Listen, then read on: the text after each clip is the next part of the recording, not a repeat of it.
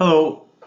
On the last assignment that you did looking at this periodic chart, you found that each of the groups on the periodic chart have the elements in those groups have different charges by group.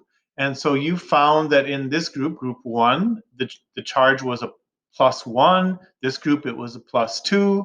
Going way over here to the oxygen group, it was a -2 charge. Fluorine group or the halogens was a -1 charge. So you found that these groups up and down have a specific charge. We're going to take a little bit more of a look at this chart today.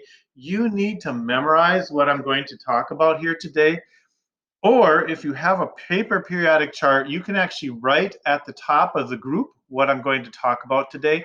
But you need to learn these charges that these different groups have, all right? You don't have to memorize every single element because there's a pattern on the periodic chart, but you do have to memorize that pattern, all right? So let's first of all think a little bit about why elements get charged in the first place. For example, lithium right here over on the left in group one.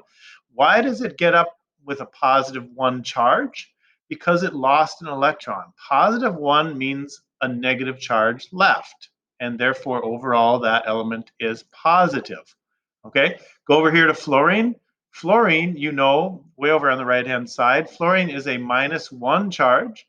And so why does fluorine get a -1 charge? Because it steals an electron. Maybe it steals an electron from lithium, but it steals an electron, all right? And so that's what we're thinking about when we're thinking about these charges that these groups have. Next thing, a column like this is called a group. We could call it a column, but it is actually called a group or a family of elements, all right? And so I'm going to just go across the groups now, and I'm going to tell you what their charges are and maybe their name. So group one, it has another name besides just group one. It's called alkali metals. And the charges on alkali metals are +1. They lose 1 electron. You need to memorize that in this column. Group two is called alkaline earth metals, and these elements are a +2 charge.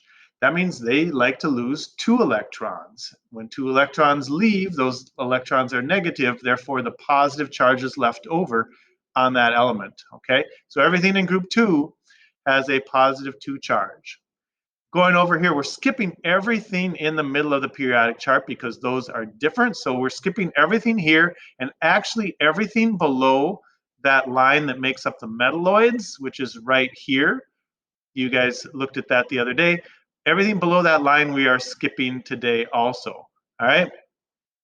So we're looking at above that line. So above that line, it says group 13 on the chart. It was 3A on the chart that you previously looked at. Mainly we're looking at boron and aluminum here. These have a +3 charge. You can count on that. That means they lost 3 electrons. In group 14, sometimes this is called 4A, but group 14, and again looking up here, these have a +4 charge. You can count on that. All right, so these lose 4 electrons before they react. Moving over here, the pattern changes. So far we went +1, +2, +3, and +4. But now looking here, this one is a -3. This group right here, these elements have a -3 charge. All right, that means they steal 3 electrons. Moving on to this column right here, group 16, or you saw it as 6A in your other chart. These elements right here have a -2 charge. That means they steal 2 electrons. The halogens, group 17 or 7A, the halogens get a -1 charge. They steal 1 electron. Okay, and group 18 or group 8A, they don't steal electrons at all, and they don't lose electrons. Because of that, they never have a charge.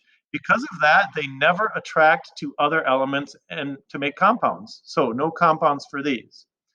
All right, going back through this, you need to memorize this. +1, +2, +3, +4, and then counting back down, -3, -2, -1, and 0 are the charges for those columns.